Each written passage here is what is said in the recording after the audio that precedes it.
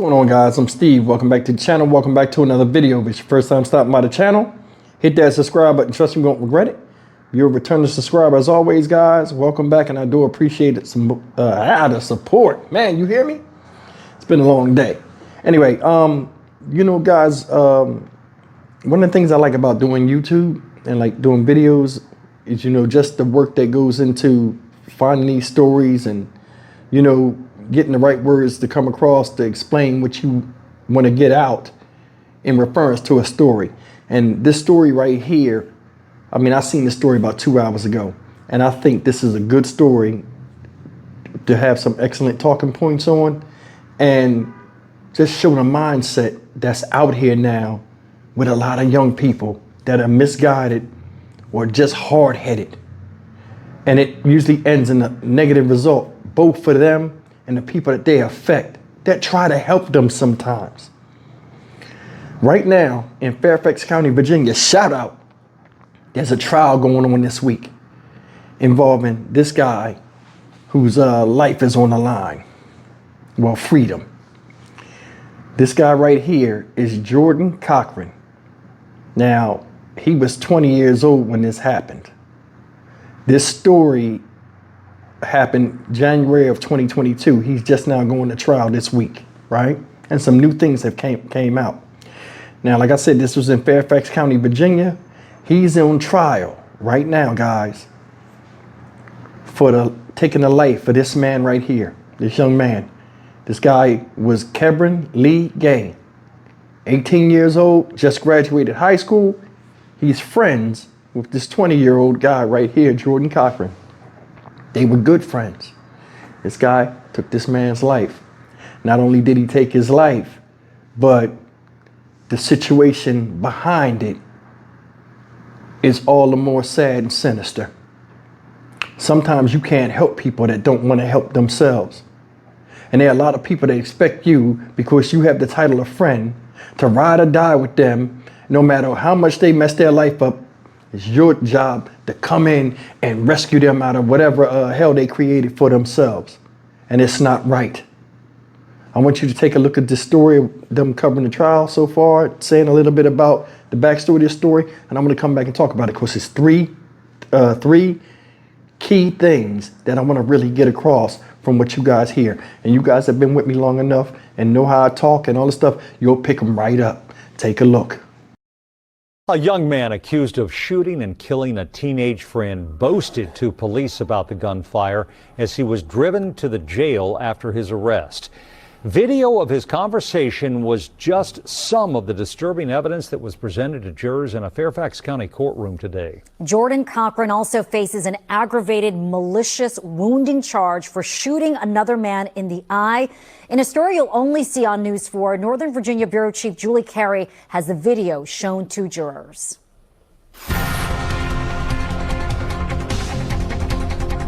Accused killer Jordan Cochran bragging about committing murder almost from the moment he was arrested. Prosecutors playing this video for jurors, capturing the conversation between Cochran and an officer who helped transport him to jail. You just murdered someone. Two people! Two people! You hear me? Two! The gunfire took place on January 8, 2022 at a bus stop and convenience store along Route 1. Cochran's accused of firing one fatal shot at an acquaintance, 18-year-old Kebbrenleigh-Gaye. Police say Gaye was shot after an earlier fistfight between the two over a pair of shoes and a cell phone. Prosecutors say Cochran then fled to a nearby 7-Eleven, commanding a couple there to give him a ride. When they refused, he allegedly shot the male passenger in the eye, leaving him blinded. As he rode with police, Cochran seemed to believe he'd killed both men. Hey, and I finally killed somebody. These are my first two bodies, y'all. Later adding, I killed two. I proved what I had to prove. Cochran also rapping for police and admitting he was anxious about being jailed. And I'm honestly scared. I don't know what's going to happen, bro. This is my first time going to the big boy giant. The young man who was killed, who went by Keb Gay, had recently graduated from Mount Vernon High School, where he'd played on the football team. The victim's father testified that just 2 days before the shooting, his son brought Cochran home, asking if he could stay with their family because he'd been kicked out of his own house. But once the victim's father learned that Cochran had a gun, he asked him to leave. Gay's father and relatives listening as prosecutors played the 911 call Kebbren made right after the shooting. His final words, heart-wrenching to hear as he repeated, "I'm dying. Please come get me. I'm dying. Someone shot me. I'm dying." The operator asks, "Where are you?" He says again, "I don't know. I'm dying." Police arrived and performed CPR, but kebbrenleigh-gaye died from a gunshot wound to the chest. Testimony continues tomorrow. In Fairfax County, I'm Julie Carey, News 4. All right, guys, I'm going to read you this small article from January 9th, 2022 from the Fairfax County Police Department News about this story, and it reads as follows. Man charged after 2 shooting incidents in Hybla Valley.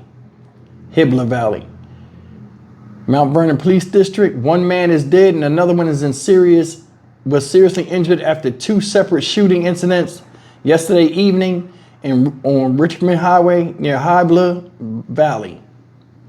Jordan Eugene Cochran, age 20, of Alexandria, has been charged with the following shootings, which began with a fight at a bus stop at Richmond Highway and Dart Drive. Officers were called to the scene approximately 6:22 p.m. and discovered kebbrenleigh-gaye, 18, of Alexandria, with a gunshot wound to the upper body. Leigh-gaye was taken to the hospital with life-threatening injuries. He was later pronounced dead.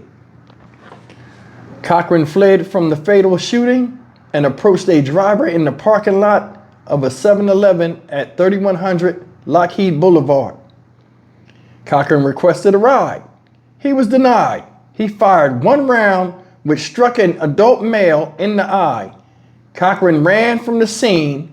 The injured man was taken to the hospital with life-threatening injuries. Officers quickly found Cochran in the parking lot of a nearby Taco Bell at 7230 Richmond Highway and took him into custody without incident. A handgun was recovered along with items belonging to Leigh-gaye. Cochran was charged with second-degree murder, 2 counts of use of a firearm in commission of a felony, malicious wounding, and robbery. Detectives continue to investigate the motive behind the fatal shooting.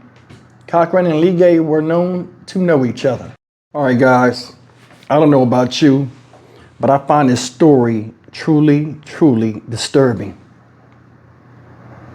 Disturbing for the fact of what happened and the guise of under what led up to it happening. Think about it. I told you guys before, a long time ago, when I started like these things on, like, you know, a lot of stuff you see crazy people out here doing that, especially guys. You can't fix a broken man. You cannot. 21 years old, this is a man. You can't fix him. He's adjusted to the street life. He got his own sense of thinking, burned a lot of bridges already, and 3 things he lacks: a conscience, loyalty, and self-awareness, especially of an environment that he's in. And we'll get back to that in a second. That's the first thing I wanted to talk about. This guy is fractured. You can't fix no broken dude. The only thing you can do, you can't get them out of the hole that they're in, that they dug, or somebody threw them in. You can give them a slight nudge, but they have to do a lot of the legwork. You can't help anybody for that matter, guys, if they won't even take a step of effort to show you that they're trying to get right. But time and time again, we're starting to see people under the guise of loyalty or saying, you my friend, you my boy, you my girl, you supposed to do this. It's not right. Be careful who you call friend and how far you're willing to go with somebody that you know that ain't living right and going in the straight line and steadily moving forward, because this can be the outcome. Especially you younger people that listen to me, this can be your outcome. Just because somebody smile on your face don't mean they won't blow the back of your head off in these times and days where people take each other's lives off the silliest of disrespect. Some kids playing outside. But that's the first thing, and that's what's heartbreaking. Tried to help him. Cost him his life, big time. Number 2, Pay attention. You look at these pictures up here. Kebbrenleigh-Gaye had what? Positive role models. His dad in his life. A house where it was a family type structure. And that's the big thing, structure. Because in a lot of the black community nowadays, there is no structure, family structure. And that's the big thing that's killing us. That's the big thing that's killing us. And I see wrong on both sides, male and female. Hell, I'm guilty of this. Bunch of kids. I mean, most of my kids are through marriage, and you know, I'm still in a life, but come on, man. Come on. He had structure. Dad was in his life, positive role models. This dude right here was brought into that. Didn't last but a hot second. You bring a gun in somebody's house and you a guest. Ain't no threat in there. The street ain't in that house. But you brought the street in there. I want you to think, in fact, don't think, just look. Look at the picture of him. Look at the picture of, Mr. Cochran. Look at the picture of Mr. Gay. Just look at him for a second.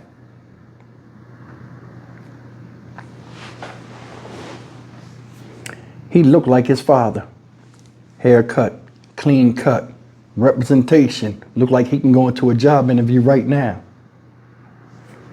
This dude right here, then that's not the actual picture of him when he first got caught. The first picture when he first got caught, he looked a mess. He still had the dreadlocks, but he looked a mess. This is him a couple years into his bid. But you can't go in any job interview looking a certain type of way. You can see the difference of what a male looks like. This is why I'm bringing this up. That has a father in his life, and a lot of times one that don't. Just the way they groom themselves. You can see it sometimes. Point number 3. The only person that suffered, well, more than one person suffered. Kebbrenleigh-Gaye, who lost his life, suffered.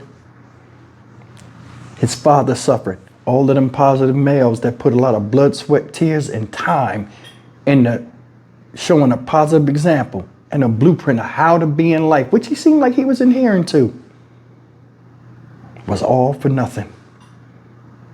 All for nothing. He just turned 18. Now they're left with the dreams of what could be, of what was.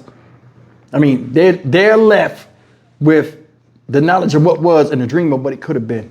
He was a good young man. You know what I'm saying? Seemed like he was going somewhere. Graduated high school. I don't know what his plans was, but come on, man. They shouldn't have been thwarted by somebody that he called friend, one of his good friends. This guy got thrown out his house. 20 years old, he 18, thrown out his house. I don't know if he asked him or whatever, but Mr. Gay said, well, I'll ask my dad. Why? Because they said a couple of days before, Mr. Cochran was in the house. So he knew these people. Came over the house. Yeah, he could stay. Come in the house. He got a gun. Nah, he got to leave. We got structure here. We ain't about that. And I'm more than sure he talked to his son multiple times before about hanging with this dude. Or when he first met him, if that was the first time he met him, I'm sure he sat down and talked with him. Like, what are you doing around that type of dude? Yeah, it might be your friend, but you got to be careful on who you call friend nowadays. That's what fathers do. They talk. They see a problem coming up. They say something about it with their kid because the longevity of their species go through their children, especially their males. Kick him out the house. I wonder if the father said to him, hey, man, what happened over there that you got to come and ask, can you stay here? Think about it. Now you got the answer for looking stupid, asking somebody else to not let you be homeless or sleep on a park bench and sleep at their house. I'm sure he ate their food. Keep it the fuck real. Keep it real. What's hurtful about this? They got into a fight because he stole cell phone and sneakers from him. Think about that. Come over the house, boom, cell phone and sneakers stolen. Big argument ensues. Y'all get into a fight earlier that day. Kebbrenleigh walking somewhere, you run up on him, shooting up close in the chest. Think about this. You look somebody in the face you did wrong that tried to help you, gave their hand to you to try to lift you up and get you on your feet, and you took that hand and wiped your ass with it when you pulled the trigger and looked him in the face and shot him. How messed up is that? Now let's address the real elephant in the room. Let's address the real elephant in the room. He got in the cop car and was happy as hell. The cop said, you just killed somebody. I killed 2 people. You shot this dude. Because I'm telling you, certain type, people got a childish mentality. Throw a tantrum, forget everything you've done for them. Like a 2-year-old child. No sense of accountability, no sense of loyalty, no sense of nothing. They just want what they want. Throw a tantrum. Don't care how nice you was. They mad. It's hell to pay. It's all about them. Came at you about sneaks. You got mad. F you. Shot him. Didn't care about his family. Respect for his family. Respect for him. For the good times you had, because it wasn't always bad. It turned bad because you made it bad. But for some reason, it's his fault, not yours. So he got to pay. Shot this boy. After he shot him, ran. Dismissive of what he did, ran. When he ran to what? Another stranger. Let me get a ride. Man, I don't know you. Boom. Blows his eye out, then runs off again. They catch him at a Taco Bell. Down the street. He busted. Throw him in the car. Man, you shot somebody. 2 people. I killed 2 people. He was bragging like it was points in the game. And it was a score being kept. That right there is discerning to me. And it's a lot of people out there that think like that nowadays. Your life means nothing. That glint in your eye, the soul, where you can see the soul through somebody's eye, means nothing. Nothing. And this is why I talk about this type of stuff. Anything dealing with the growth or development of people that look like me, I'm for it. But if it's again, if it stops it, I'm against it. Man, this is craziness. This is stuff you need to rally around and say, look, we got problems. We're acting now more inhumane than ever before in history. You got people out here, a lot of pro-blacks talking about the black man and slavery and all this shit. We are nowhere in comparison to those people back then.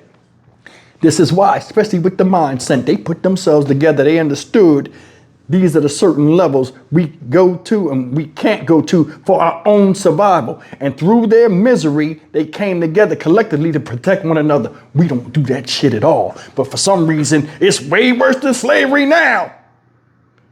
White didn't really got us. Yet we, our own population control. This shit is heartbreaking to me. Heartbreaking.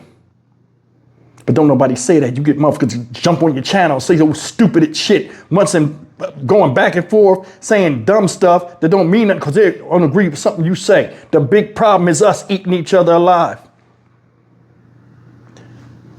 I care about everybody. And I deal with everybody on a personal basis. I don't care who they are, where they come from, what nationality they are. It's how it's supposed to be. I don't fight over color and stuff like that. Because if that's the case, we look stupid as hell collectively in this country because we are the biggest hypocrites a lot of times, not all of us, but the biggest hypocrites about when somebody does us wrong and we ain't do nothing. This is a heartbreaking story, and this happens every day. Might not be on a grand scale, but we constantly cutting each other's throats. Constantly. When does that stop? When we start calling it out. We can follow the silliest fads that we make, each one of us make up, the goofiest challenges, the stupid stuff. But when the real work come and to exercise your mind and say, you know what, enough is enough. I have value. He has value. She has value. My baby's got value. I have value to my babies. My woman. I am somebody. And we'll fix this. Then we'll fix it. Small steps at a time. But a lot of people got pride in shit that ain't even worth being proud of. This is a heartbreaking story, man. I know the father and mother and just the people just going through it, man. And my prayers go out to them. I don't know if he'd get the death penalty. I don't even know if that's even on the table. But him being locked up, he won. If he gets life, he still won. Did you hear him in the car? Said he was rapping. Letting the cop know he got skills. Bragging about shooting somebody. You shot a man in the eye you ain't even know because he wouldn't let you get in his car. Man, I'm rambling, yo. I mean, this is really, you tell, this really bothering me, man. I can't stand silliness in people. It's like people, man, look, some people you got to leave alone. Listen, you cannot fix people. This goes for guys too. Why you even messing with the dude? Oh, he a good dude. He all right. A lot of times that's a translation of, yeah, he's an idiot, but like it don't really affect me. And I never think he'll turn on me. And guess what? There are dogs out here that bite their owners every day, whether they want to or not. In a fit of rage, being scared, or just anything. Man is one of the most unpredictable creatures on the planet. We always remember that. I'm Stock Market Steve for the Dynamic Reason channel. As always, like, comment, share, and subscribe. I'll see y'all guys in the next video. Take care. I mean, this doesn't depress me. I mean, man, he tried to help him and he did him like that. See you next video.